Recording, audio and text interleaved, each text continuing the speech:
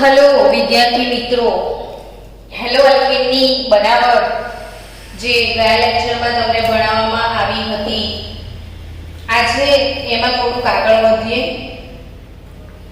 ગયા લેક્ચરમાં hello alkane આપણે શેમાંથી બનાવ્યો હતો?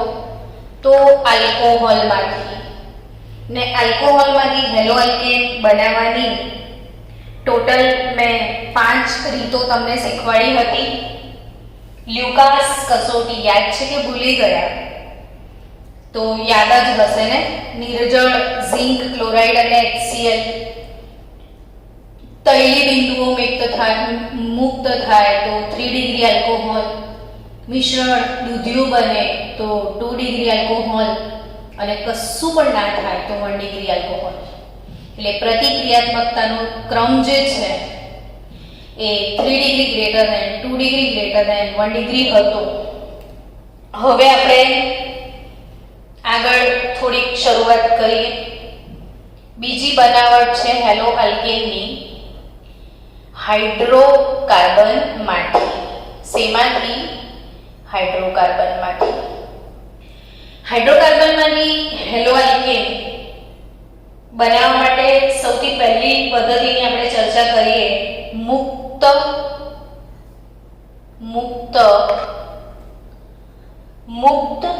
મૂલક હેલોજિનેશન.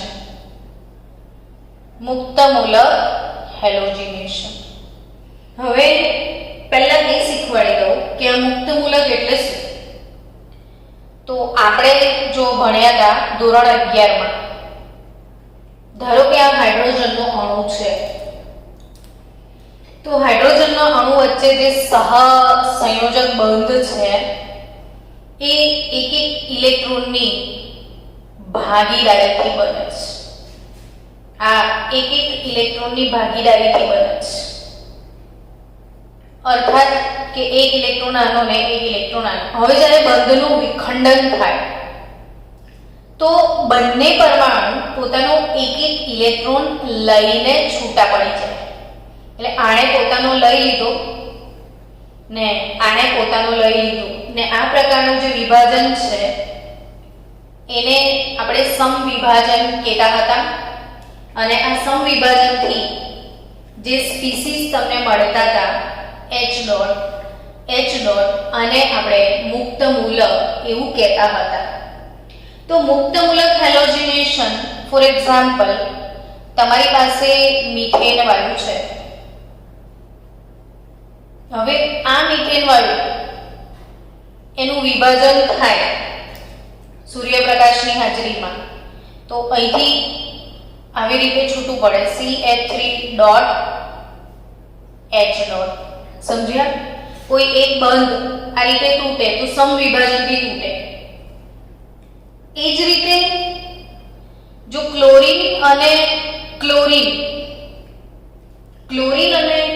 વચ્ચે જો સમવિભાજન થાય તો શું સીન થશે?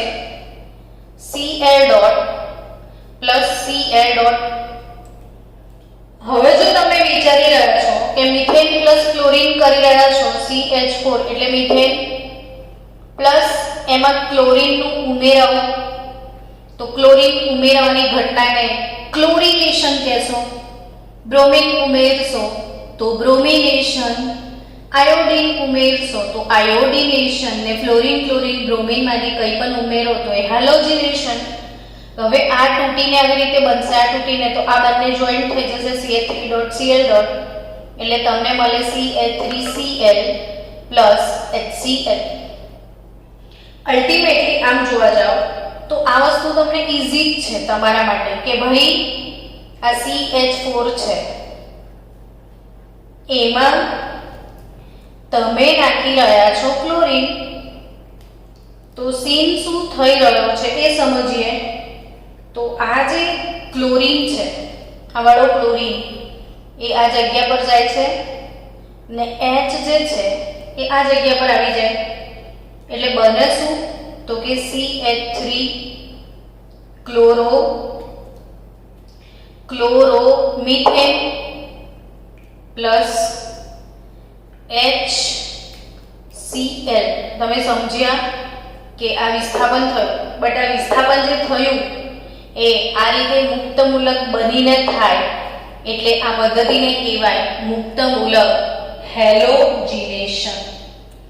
ટૂંકમાં એને સમજાવવું હોય તો તમે આ રીતે સમજાવી શકો કે જે આલ્કેન સંયોજનો છે, આલ્કેન સંયોજનો, આ આલ્કેન સંયોજનોનું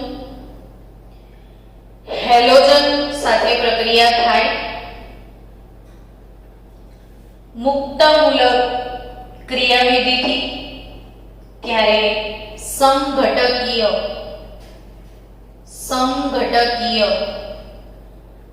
હેલો આલ્કેન એનું મિશ્રણ મળે છે. સમઘટકીય હેલો આલ્કેનનું શું મળે છે? મિશ્રણ.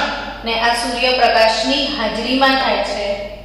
તો આ ટાઈપની પ્રક્રિયાને તમે અહીંયા સૂર્યપ્રકાશની હાજરીમાં એટલે hν એવું લખાય તો, અથવા UV પ્રકાશ એવું લખાય, અથવા hν એવું તમે લખી શકો.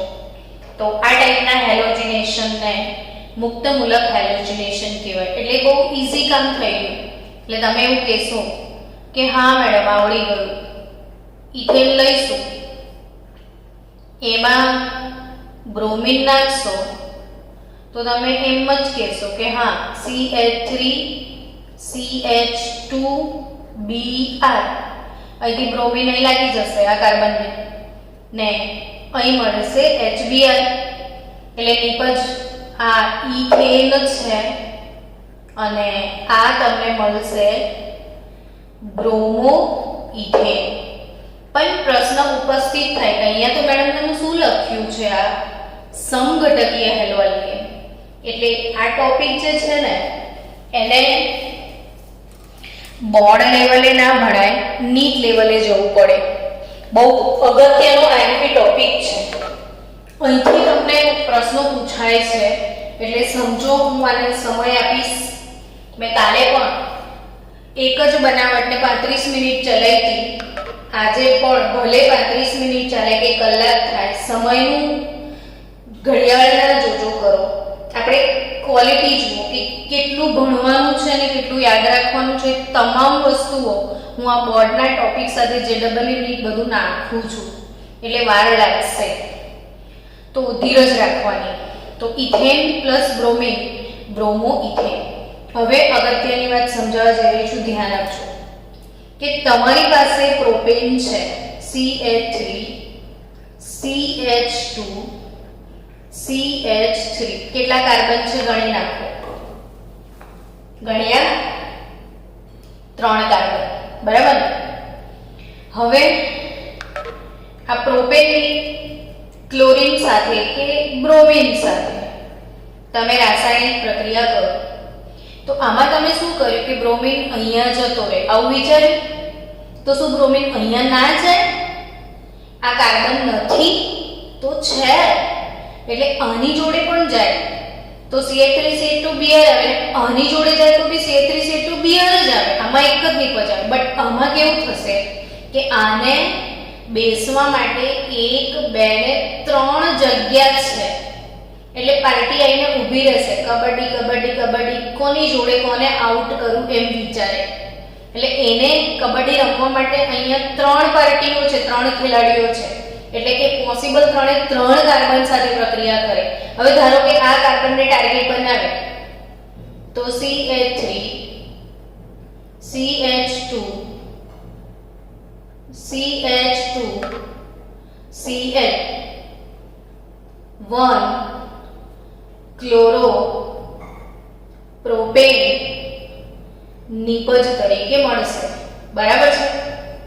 હવે જો વિચારો કે આ કાર્બનને ટાર્ગેટ બનાવે તો CH3 CH2 CH2Cl ફરીથી 1 ક્લોરો પ્રોપેન જ મળે.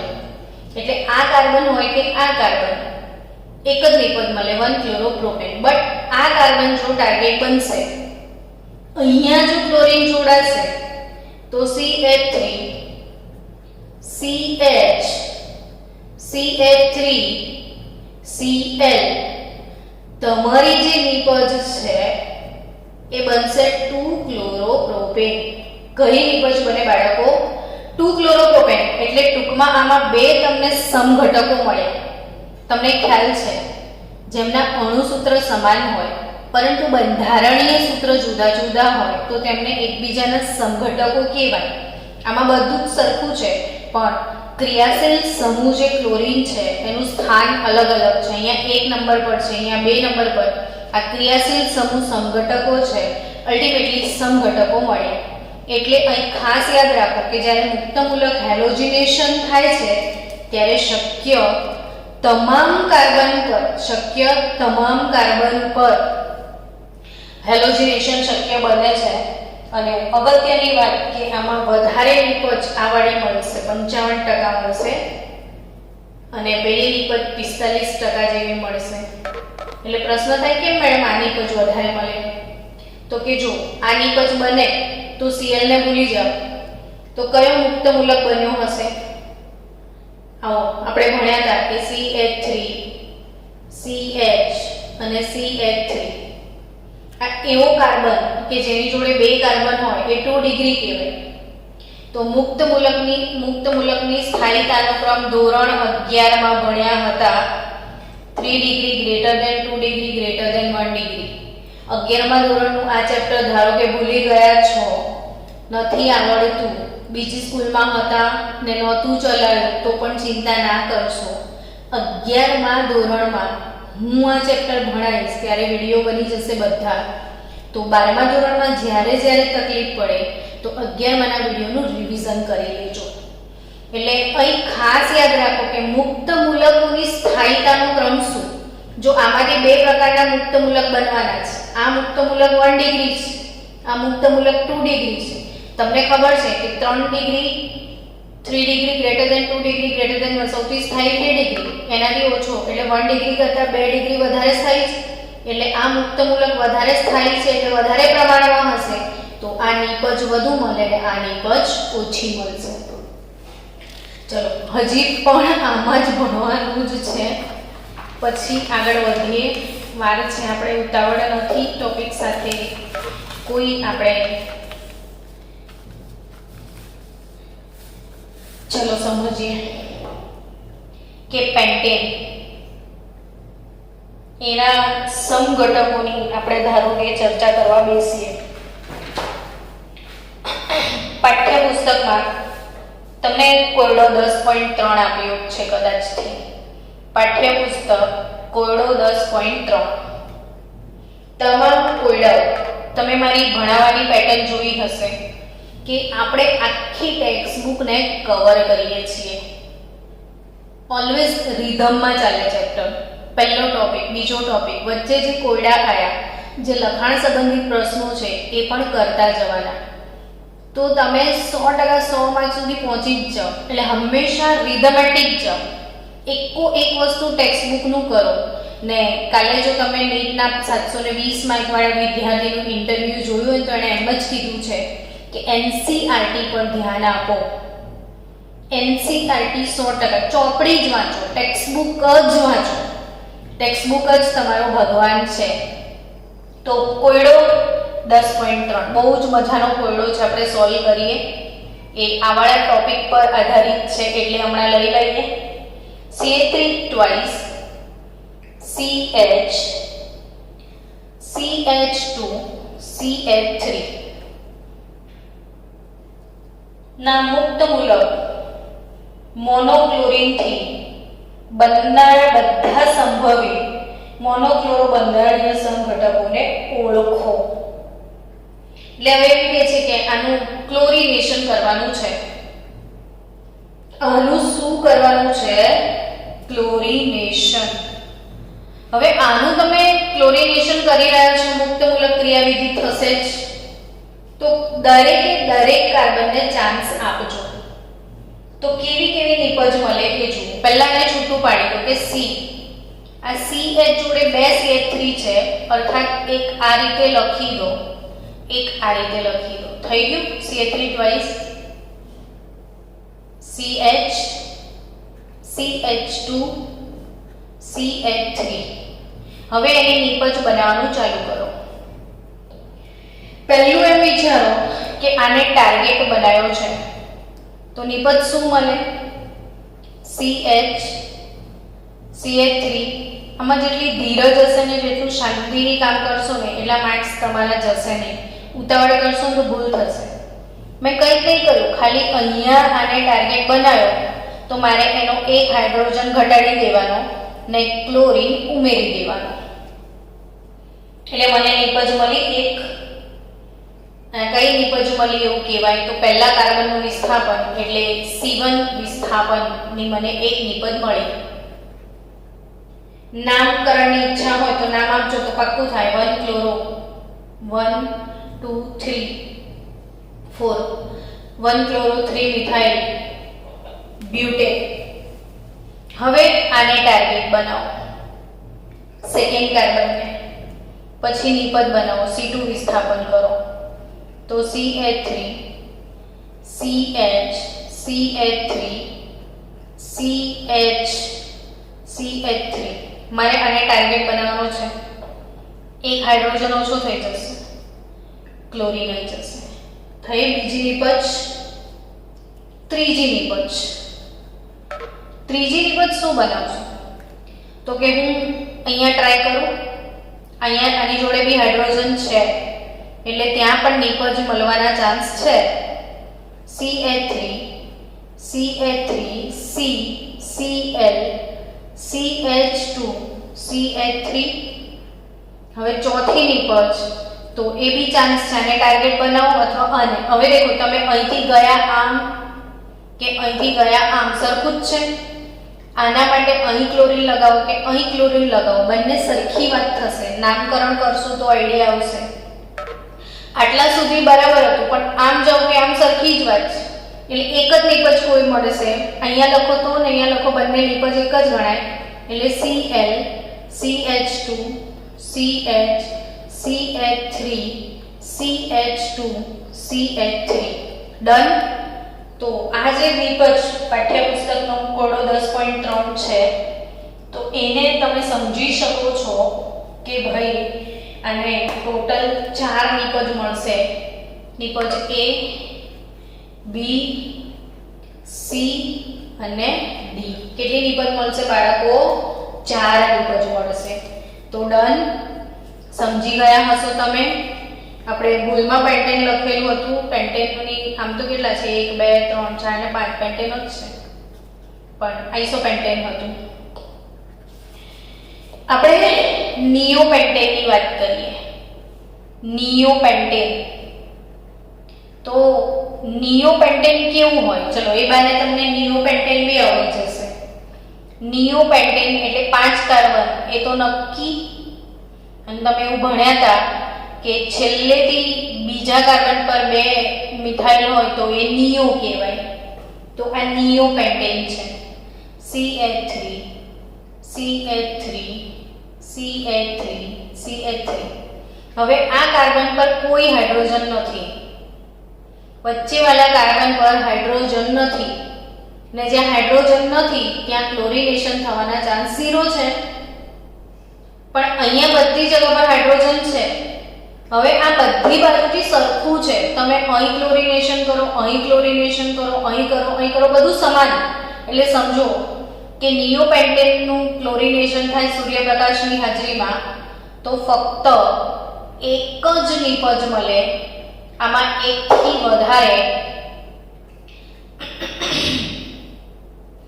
નિપજ તમને મળી શકે નહીં. તો નિયોપેન્ટેન જે છે એમાં એક જ નિપજ મળશે. આઇસોપેન્ટેન હતું, જો છેલ્લેથી બીજા કાર્બન પર 2 પૂંછડી. આઇસોપેન્ટેન છે તો એમાં 4 નિપજ મળે. નિયોપેન્ટેનમાં એક જ નિપજ મળે.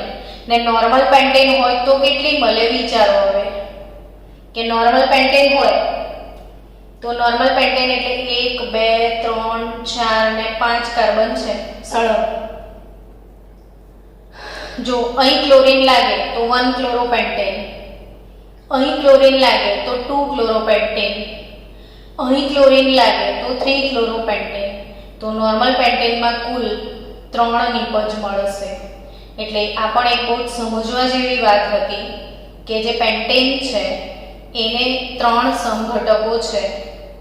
Normal pentane, isopentane, neopentane. તો નોર્મલ પેન્ટેનમાં 3 સમઘટક 3 હેલો આલ્કેન મળશે, આઇસોપેન્ટેનમાં 4 અને નિયોપેન્ટેનમાં ફક્ત 1 જ. નીટમાં આ પ્રશ્ન પૂછાયેલો છે. હવે અહીંથી હું રોજે એમ કહેતી હોઉં કે આ નીટનો પ્રશ્ન છે, નીટનો પ્રશ્ન છે, ને ફરીથી નીટ ગુજકેટમાં ના પૂછાય ને આપણને ના આવડે તો આપણે શું કહેવાઈએ? બોલો, તમે જાતે કહો આપણે શું કહેવાઈએ તો મને મજા આવે. એનીવે, આઈ થિંક તમે સમજી ગયા છો. અને એક સરસ મજાનો પ્રશ્ન, લખાણ સંબંધિત પ્રશ્નો બી છે ને, તો ટેક્સ્ટબુકમાં જે લખાણ સંબંધિત પ્રશ્નો છે એમાં પ્રશ્ન નંબર 10.2 ની ચર્ચા કરી લઈએ. પ્રશ્ન 10.2 કે આલ્કોહોલ સંયોજનો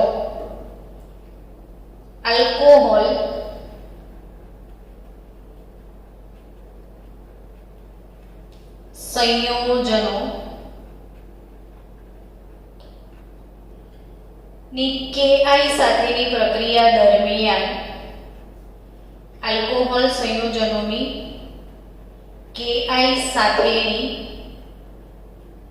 પ્રક્રિયા દરમિયાન KI શા માટે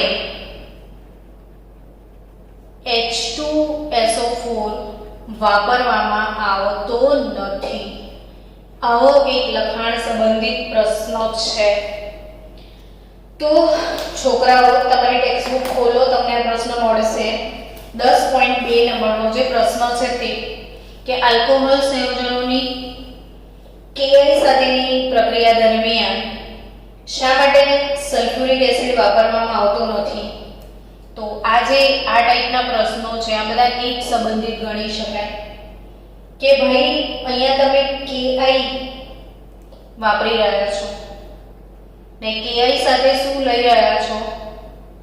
H2SO4. આપણે કાલે જે ભણ્યા હતા ને બાળકો, કાલના આધારિત પ્રશ્ન છે. કાલે મેં આલ્કોહોલ સંયોજનોમાંથી હેલો આલ્કેન બનાવવાની એક રીત શીખવાડી હતી, NEX + H2SO4. યાદ આવી? કઈ NEX + H2SO4? તો એમાં જે X છે એ NaI અથવા તો KI + H2SO4 જનરલી આપણે યુઝ કરતા નથી. મેં ઉદાહરણ લખ્યું હતું ને, તો NaCl NEX + H2SO4 NaCl + H2SO4 લખ્યું. તો ત્યાં KI લઈએ, NaI ને H2SO4 કેમ નથી નાખવામાં આવતો? ત્યારે મેં તમને એક થીમ બી ત્યાં શીખાવી.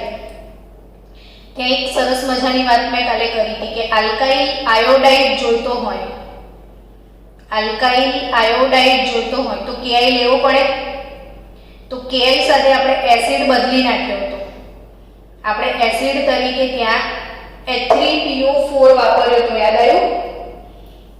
મેં તમને ત્યાં મેન્શન કર્યું હતું કે એના સાથે શું નાખવામાં આવે છે? H3PO4, phosphoric acid. તો એનું કારણ શું? તો કે KI ની H2SO4 સાથે પ્રક્રિયા થઈ જાય છે. જો આ નાખવામાં આવે તો આ બંને વચ્ચે રાસાયણિક પ્રક્રિયા થઈને HI ઉત્પન્ન થાય. KI અને સલ્ફ્યુરિક એસિડ ભેગા થઈને શું ઉત્પન્ન કરી નાખે છે? HI ઉત્પન્ન થાય. ને ઉત્પન્ન થયેલો HI આલ્કોહોલ સાથે સંયોજવો જોઈએ. ઉત્પન્ન થયેલો HI જે છે ROH એ HI સાથે સંયોજાય તો RI મળી જાય ને પાણી છૂટું પડી જાય. પણ એક્ચ્યુઅલી આ રાસાયણિક પ્રક્રિયા થતી નથી. આવું થવું જોઈએ પણ આ પ્રક્રિયા થતી નથી. કેમ? એનું કારણ શું? તો કે જે ઉત્પન્ન થયેલો HI છે એ આલ્કોહોલ સાથે પ્રક્રિયા કરે એ પહેલા જ H2SO4 સાથે પ્રક્રિયા પ્રક્રિયા કરી નાખે છે. HI આલ્કોહોલ સાથે પ્રક્રિયા કરે તે પહેલા એ H2SO4 સાથે પ્રક્રિયા કરી નાખે છે. બાપ રે બાપ, કેમ આવું? તો કે સલ્ફ્યુરિક એસિડ જે છે ને એ દુનિયામાં પ્રબળ ઓક્સિડેશન કરતા છે. પ્રબળ ઓક્સિડેશન કરતા છે સલ્ફ્યુરિક એસિડ. અને આ સલ્ફ્યુરિક એસિડ જે છે એ Ki ના ભૂકા કાઢી નાખે. Ki plus H2SO4 પ્રક્રિયા કરી નાખશે બેવ જણા અને થશે શું? Ki plus H2SO4 થી KHSO4 plus HI બને અને પછી જે H2SO4 છે એ પોતે વિઘટન પામે. H2SO4 પોતે વિઘટન પામે H2O SO2 SO3 plus O 3 + 1 4 SO2 plus O નવજાત ઓક્સિજન બહાર પાડે ને આ HI આ નવજાત ઓક્સિજન એટલે તરત જન્મેલો ઓક્સિજન, છૂટો પડેલો એકલો ઓક્સિજન. તો આ HI આ ઓક્સિજન જે છે એનાથી ઓક્સિડાઇઝ થઈ જાય. HI નું ઓક્સિડેશન થાય ને HI નું ઓક્સિડેશન એટલે કોમન લોજિક છે I- નું ઓક્સિડેશન I2 માં જ થાય. આ યાદ રાખવાનું છે. જે આયોડાઇડ હોય એનું રૂપાંતરણ I2 માં થાય, ઓક્સિડેશન થાય તો એટલે આયોડિન ગેસ છૂટો પડવા લાગી જાય. તો આ એક સરસ મજાનો પ્રશ્ન હતો 10.2. ફરીથી જોજો ને સમજો. ફરીથી કહી દઉં કે જે HI બને છે એને આલ્કોહોલ સાથે પ્રક્રિયા કરવાની હોય છે. એના પહેલા એ સલ્ફ્યુરિક એસિડ સાથે પ્રક્રિયા કરી લે છે ને સલ્ફ્યુરિક એસિડ પ્રબળ ઓક્સિડેશન કરતા છે એટલે કે HI નું રૂપાંતર આયોડિનમાં I2 માં ઓક્સિડેશન કરી નાખે છે. પરિણામે આપણે સલ્ફ્યુરિક એસિડ નહીં વાપરતા Ki plus H3PO4 વાપરતા હોઈએ છીએ. તો આ એક સરસ મજાની વાત હતી. એ જ રીતે ટેક્સ્ટબુકમાં 10.3 નંબરનો જે પ્રશ્ન છે લખાણ સંબંધિત, એમાં એવું કહે છે કે પ્રોપેનના જુદા જુદા શક્ય ડાયહેલોજન વ્યુત્પન્નના બંધારણ લખો. એ તમને આવડશે. અને 10.4 નંબરનો પ્રશ્ન એ પણ મેં ડિસ્કસ કરી કે C5H12 તો આને શું કહેવાય? પેન્ટેન જ કહેવાય ને. C5H12 એટલે પેન્ટેન. પેન્ટેનના સમઘટકીય અચક્રીય આલ્કેન સંયોજનો પૈકી જે સંયોજનો પ્રકાશ રાસાયણિક ક્લોરિનેશન પ્રક્રિયા આપે છે તેને ઓળખી બતાવો. તો ઓલરેડી આ પ્રશ્ન આપણે બતાવી જ દીધો. આખો પ્રશ્ન આપણે સોલ્વ કર્યો હમણાં. મેં તમને શીખવાડ્યું જ છું એ જ કે C5H12 એટલે પેન્ટેન. પેન્ટેનને 3 સંઘટકો, નોર્મલ પેન્ટેન, આઇસોપેન્ટેન અને નિયોપેન્ટેન. અને આપણે ત્રણની મોનોહેલો નિપજ ભણ્યા. નોર્મલ પેન્ટેનમાં 3, આઇસોપેન્ટેનમાં 4 અને નિયોપેન્ટેનમાં 1. અને એ તમામ નિપજો મેં તમને ભણાઈ નાખી. તો એ પ્રશ્ન બી સોલ્વ થઈ ગયો 10.4.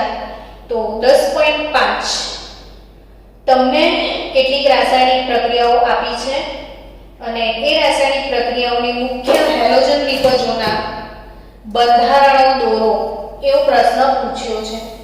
તો આપણે એવું કરીએ કે તમને કાલ સુધી સમય આપો, એને ટ્રાય કરવાનું. ના આવડે તો મને મેસેજ મોકલજો અને પછી કાલે હું એ વસ્તુ શીખવાડું તો તમને બી મજા આવે. બરાબર? એટલે મજા લાવવા માટે આપણે એવું કરીએ કે તમને 2 દિવસ મંત્રો, એટલે હું કાલે આ વસ્તુ પાછી તમને શીખવાડીશ. ચલો હવે નેક્સ્ટ પ્રક્રિયા.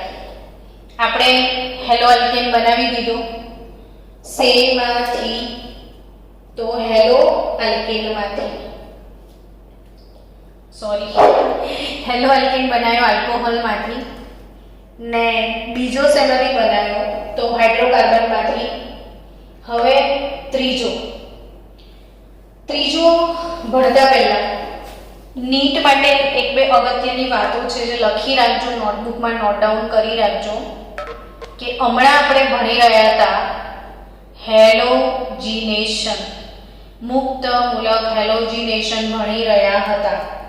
આનો અર્થ એવો થાય કે આલ્કેન પ્લસ હેલોજન, એટલે આલ્કેન પ્લસ ક્લોરીન હોય તો તમને મળશે chloro alkane. Alkane plus bromine હોય તો તમને મળે bromo alkane. Alkane plus fluorine હોય તો શું મળે? Fluoro alkane. અને આયોડીન વાપરો તો મળે આયોડો આલ્કેન. સમજી રહ્યા છો? તો આલ્કેનના હેલોજિનેશનમાં અગત્યની વાત, જો ક્લોરીન ઉમેરો તો ક્લોરિનેશન, બ્રોમિન ઉમેરો તો બ્રોમિનેશન, ફ્લોરીન ઉમેરો તો ફ્લોરિનેશન, ને આયોડીન ઉમેરશો તો એ આયોડિનેશન કહેવાય. તો અહીં વાત જે યાદ રાખવાની છે એ વાત છે કે ફ્લોરીન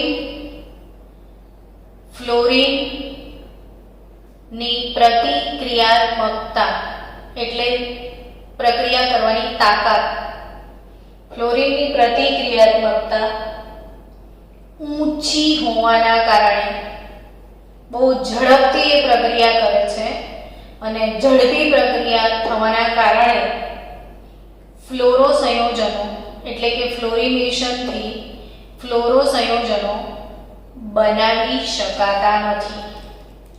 ફ્લોરો સંયોજનો બનાવી શકાતા નથી. અને બીજું, આયોડીન સાથેની પ્રક્રિયાની વાત કરીએ છેલ્લી વાળી, તો પ્રતિવર્તી છે, બહુ ધીમી. ફ્લોરીન બહુ ઝડપી ને આ બહુ ધીમી, એટલે બંનેમાં મજા નહીં આવતી. એટલે પ્રતિવર્તી આમ બી થાય પછી ઊંધી બી જતી રહે. એટલે ઝડપથી જે આયોડિનેશન છે એ પ્રતિવર્તી છે. એટલે આપણે એ પ્રક્રિયા જો ખરેખર આયોડિનેશન કરવું હોય તો હમણાં જેમ ભણ્યા તેમ એસિડ વાપરવા પડે અંદર. અને એસિડ તરીકે HNO3, HiO3 એવા કંઈ પણ ઓક્સિડેશન કરતાની હાજરી એ જરૂરી હોય છે. ચલો આપણે આગળ વધીએ. હવે હેલોવેરિન સંયોજનોની બનાવટ, એમાં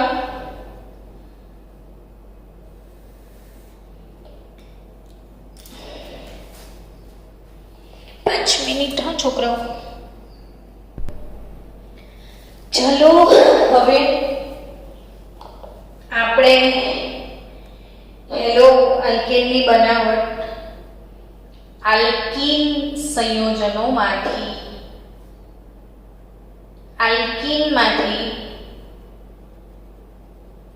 હેલો આલ્કેનની બનાવટ. તો આલ્કીનમાંથી હેલો આલ્કેન કેવી રીતે બનાવાય? તો ઓબ્વિયસલી એવું કહેવાય કે દુનિયાનું મહાસહેલું બનાવટ છે આ. આલ્કીન સંયોજનો કોને કહેવાય? પહેલા તો આમ વિચારો તો જેના અંદર ડબલ બોન્ડ હોય એટલે તરત વિચાર આવે કે ઓહો, આ તો સમજ પડી ગઈ. આ વાળો સિગ્મા કહેવાય ને આ વાળો પાઈ કહેવાય. કયો બંધ જલ્દી તૂટી જાય? તો પાઈ બંધ. પાઈ બંધ તૂટે ને કશું ઉમેરાય ઓ એ પણ આવડી ગયું એમ કહો, એને યોગશીલ પ્રક્રિયા કહેવાય. કઈ પ્રક્રિયા કહેવાય? યોગશીલ કહેવાય. પાઈ બંધ તૂટે ને કશું ઉમેરાય એને શું કહેવાય? યોગશીલ પ્રક્રિયા. હવે વિચારો કે હું આમાં HCl નાખી દઉં તો શું થશે? તો કે સિંગલ સી. તો આમાં શું કર્યું નવું તમે મેડમ? તો મેં નવું કર્યું ને ભાઈ, પાઇબંધ તોડ્યો નહીં. પાઇબંધ તોડ્યો તો આ તૂટેલો બંધ એટલે અહીંયા બે બંધ બની જશે પોતપોતાના. તો એક બાજુ H ને એક બાજુ Cl. તો આને યોગશીલ પ્રક્રિયા કહેવાય. પણ આવતો ત્યારે થાય જ્યારે આ આલ્કીન સંમિત હોય. આલ્કીન કેવું હોય? સંમિત હોય. For example CH3 CH double bond CH CH3 bute 2 ene. આમાં અગર HCl ઉમેરો છો તો CH3 CH CH CH3 દુનિયાનો સૌથી સસ્તો સંબંધ. આ પાઈ બંને તોડી નાખવાનો છે. આ પાઈને તોડ નાખો. એક બાજુ H ને એક બાજુ Cl. પ્રશ્ન એમ થાય કે આ બાજુ H ને આ બાજુ Cl લખીએ તો ચાલે, કોઈ લડવા ના આવે. કેમ કે આ ભાઈ સંમિત છે ને. સંમિત એટલે આ બે બાજુ હરખું જ છે. अब कहीं भी कुछ भी डाल दो, आपको कोई इश्यू नहीं है. बट अगर वो असमित होता, जो ए असमित होत तो तो धारो के CH3 CH double bond CH2 आवो असमित अल्कीन अगर ए होय तो असमित अल्कीननी असम प्रक्रियक સાથેની યોગશીલ પ્રક્રિયામાં પ્રક્રિયકનો વધુ વિદ્યુતઋણીય ઘટક ઓછા હાઇડ્રોજન ધરાવતા કાર્બન સાથે જોડાય છે. ને ધોરણ 11 યાદ આવતું હોય તો માર્કોનિકોવનો નિયમ. જો માર્કોનિકોવનો નિયમ ભૂલી ગયા હોય બાળકો તો આજે જ ચોપડી ખોલી ને અવશ્ય વાંચીને મોડે કરી લેજો. યાદ રાખજો, ઓર્ગેનિક કેમિસ્ટ્રીમાં 12મા ધોરણમાં દરેકે દરેક ચેપ્ટરમાં દરેકે દરેક થિયરીમાં માર્કોનિકોવ આવશે. ઈચ એન્ડ એવરી થિયરીમાં. એટલે માર્કોનિકોવ આવડવો જ જોઈએ. અસમિત આલ્કીન, અસમ પ્રક્રિયક, બે બાજુ સરખું સરખું નથી, અલગ અલગ છે. અસમ પ્રક્રિયકની યોગશીલ પ્રક્રિયા થાય તો પ્રક્રિયકનો વધારે વિદ્યુતઋણીય ઘટક H કરતા ક્લોરીનની વિદ્યુતઋણતા વધારે છે. એ ઓછા હાઇડ્રોજન ધરાવતા કાર્બન તરફ જોડાય. આની જોડે 2 હાઇડ્રોજન, આની જોડે 1 તો Cl અહીંયા જોડાશે. તો આને માર્કોનિકોવનો નિયમ કહેવાય. એટલે જ્યારે અસમિત આલ્કીન હોય ત્યારે ધ્યાન આપવું જ પડે કે નિપજ તરીકે શું આવશે. તો કે CH3 CH CH2 પાઈ 1 તોડી નાખ્યો. Cl અહીંયા જ ઉમેરાશે ને H અહીં ઉમેરાશે. તો આ એક ઇમ્પોર્ટન્ટ વાત થઈ. ચલો ટૂંકમાં આપણો ટોપિક શું હતો તો કે આલ્કીનમાંથી હેલો આલ્કેનની બનાવટ. ને એ ટોપિકમાં પહેલું તમે શું શીખ્યા તો કે હાઇડ્રોજન હેલાઇડ. હાઇડ્રોજન હેલાઇડ એટલે શું તો કે HCl HBr HI નું ઉમેરણ અને હાઇડ્રોજન હેલાઇડ કહેવાય. અને એ સિવાયની બીજી રીત છે હેલોજનનું ઉમેરણ. બીજી રીત શું છે તો બીજી રીતમાં છે હેલોજન નું ઉમેરણ. તો હેલોજન ઉમેરીએ તો એ તો નાના બચ્ચાને બી આવડે. CH2 double bond CH2 CH2 double bond CH2 અસમિત આલ્કીન છે. કથ્થાઈ રંગનો બ્રોમિન લેવાનો છે. કાર્બન ટેટ્રા ક્લોરાઇડ દ્રાવકમાં એને પ્રક્રિયા કરવાની છે. CCl4 માં પહેલા બ્રોમિનને ઓગાળી દેવાનો ને પછી ઇથિન નાખવાનો.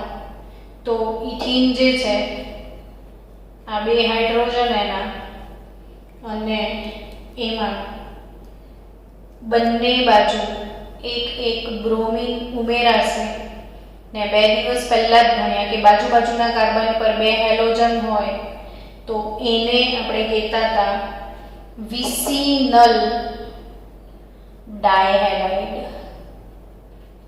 એને તમે શું કહેતા હતા? Vicinal dihalide. તો વિસિનલ ડાયહેલાઇડ અને CH2 double bond CH2 plus bromine, એ જ તો મેં લખ્યું છે ઉપર. હવે ક્લોરીન લખી દો ને નિપજ જાતે લખી દો. તો વિસિનલ ડાયક્લોરાઇડ તમને મળી જશે. તો આઈ થિંક તમે ભણી ચૂક્યા છો કે હાઇડ્રોકાર્બન સંયોજનોમાંથી હેલો આલ્કેન, એમાં પહેલું ભણ્યા આલ્કેનની મુક્તમૂલક પ્રક્રિયા એટલે આલ્કેનમાંથી હેલો આલ્કેન. એમાં બીજું ભણ્યા તમે આલ્કીનમાંથી હેલો આલ્કેન ને આલ્કીનમાંથી હેલો આલ્કેનમાં 2 રીતો શીખ્યા, હાઇડ્રોજન હેલાઇડનું ઉમેરણ અને હેલોજનનું ઉમેરણ. હજી પણ આપણે એક પ્રક્રિયા બાકી છે, સોરી 2 બાકી છે. હવે આવશે સેન્ડમેયર અને હેલોજન વિનિમય. તો આટલું જે બાકી છે એ ટોપિક નેક્સ્ટ લેક્ચરમાં કવર કરીશું. તો આજના માટે આટલું જ. આવતીકાલના લેક્ચર માટે રેડી રહેજો.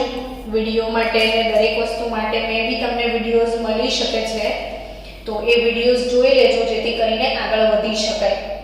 તો સેન્ડમેયર ને હેલોજન વિનિમય અને હું તમને વિડીયો આપી દઈશ. ચલો મળીએ નેક્સ્ટ લેક્ચરમાં નવા વિડીયો સાથે.